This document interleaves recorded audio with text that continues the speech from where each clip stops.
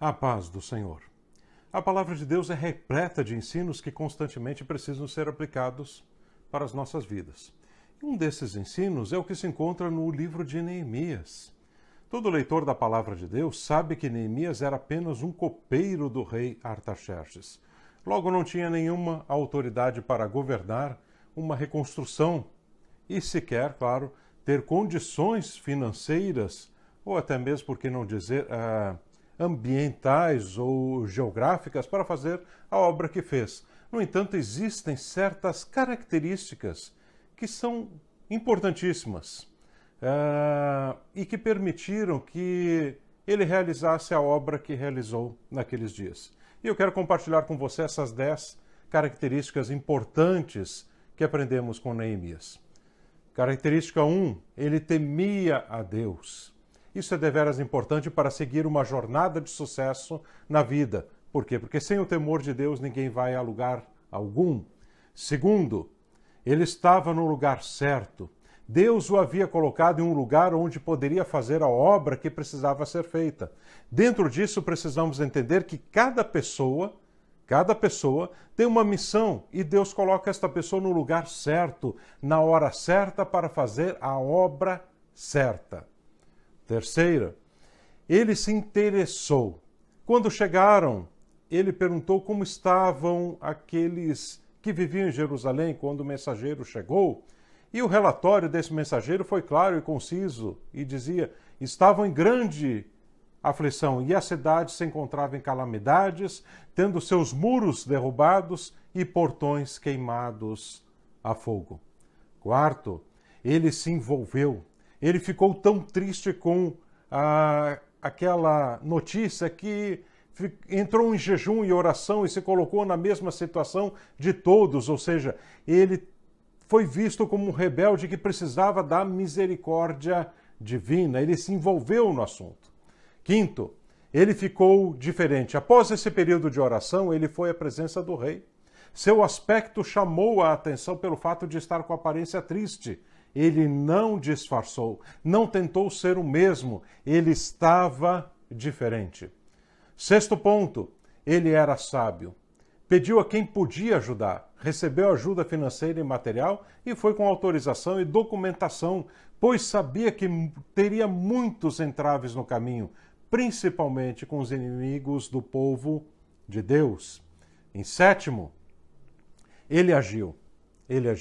Partiu para sua missão de reconstruir os muros, sem se preocupar como tudo correria, mas com o alicerce de Deus. Sabia que isso era possível. Número 8, ele não teve medo. Ameaças e ataques vieram de Sambalate ao norte, Tobias ao leste, Gesem ao sul. Estava praticamente cercado, sem falar dos problemas com o povo e, claro, outros inimigos. Mas seguiu agindo com estratégia e sabedoria. Nona característica, ele envolveu Deus. Ele trouxe o culto ao Senhor e a lei foi lida diante do povo. E décima e última característica, ele foi fiel a Deus. Lutou para que não fizessem negócios no sábado e fez com que os israelitas se divorciassem dos outros povos para que houvesse obediência aos mandamentos do Senhor e trouxesse purificação à nação. É interessante uma coisa, que Deus nos dá missões que podem parecer impossíveis, mas de fato nunca são, pois com o Senhor tudo é possível. Mas Deus permite que pensemos que não vamos conseguir. Deus quer ver a nossa reação diante das adversidades, mas não para nos conhecer, porque Ele já sabe quem nós somos, mas é para nós mesmos nos conhecermos melhor. Já está provado pela história e pela ciência que a reação de um ser humano diante de um problema pode levá-lo à vida ou à morte. Logo, o tipo de reação que temos é de extrema importância e é esse tipo de reação que Deus quer que você conheça para ver as suas limitações e também sua força. Há indivíduos que se entregam a qualquer coisa e outros persistem e não desistem, lutando sempre até vencer. A fé exige uma reação positiva e Deus ama quem tem fé. Ele quer que façamos o melhor de nós e que vejamos a nós mesmos que podemos fazer mais do que pensamos. Você não sabe a força que tem. Por isso as provas vêm de Deus. As provas que vêm de Deus é para nos mostrar que temos sim forças e podemos reagir e usar a nossa fé em Deus para obter a vitória.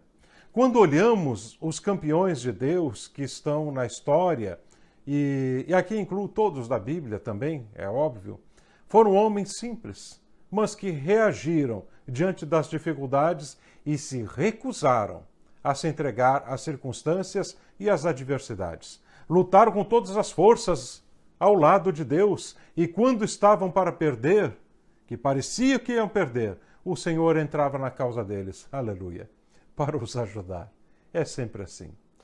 Glória a Deus por isso. Eles faziam a sua parte, que era estar lutando, reagindo, confiando, ansiando pela vitória, e isso move o coração do Senhor, pois mostra a fé, a convicção, a certeza que Deus vai dar a vitória. Não espere ter vitórias de Deus estando de braços cruzados, dizendo: Deus vai fazer tudo por mim. Deus quer o seu envolvimento. Ele quer a sua participação, quer o seu entusiasmo, quer o seu esforço. Lembrando que Jesus disse em Mateus 11:12: E desde os dias de João Batista até agora o reino dos céus é tomado por esforço, e os que se esforçam se apoderam dele. Toda luta vem de apenas duas situações. Preste atenção. Ou é uma provocação ou é uma provação. Ambas para mostrar a glória de Deus. Se você está em obediência ao Senhor, sendo fiel a Deus com temor no coração, pode ter certeza que Deus está apenas te provando e vai, ao seu tempo, mostrar o seu poder para que o nome dele seja glorificado. No entanto, se você está desobedecendo a voz do Senhor, fugindo de Deus, sem temor no coração, você tem provocado ao Senhor e Deus está te chamando à responsabilidade, pois Ele te ama e, como um pai que ama um filho, Ele te repreende e nisso traz muitas vezes enfermidades, traz calamidades, traz desgraças e muitas outras situações, como desempregos, por exemplo, para que você desperte e endireite a sua vida.